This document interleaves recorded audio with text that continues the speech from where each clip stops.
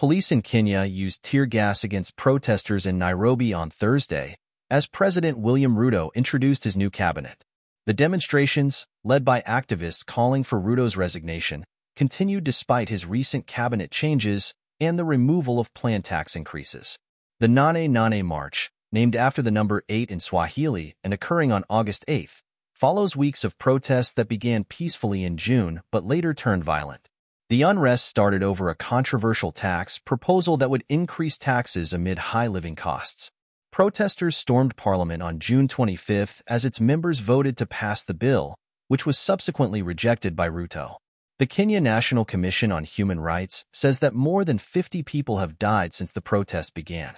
On Thursday, many businesses in Nairobi were closed, and public transport was disrupted. Police set up roadblocks and used tear gas to drive protesters out of the city's financial district.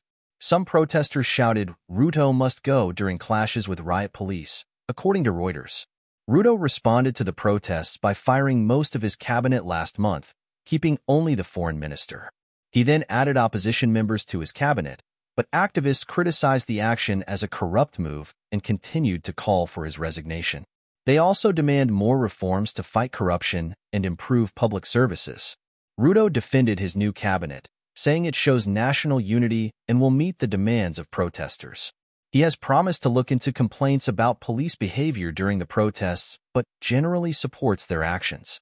Ruto urged Kenyans to wait until the 2027 elections for change, stressing his commitment to the rule of law. The protests, organized mostly online and without official leaders, have caused varying levels of disruption across major cities. Civil society groups and the Law Society of Kenya have called for respect for human rights during protests and urged police to avoid using unmarked vehicles and non-uniformed officers.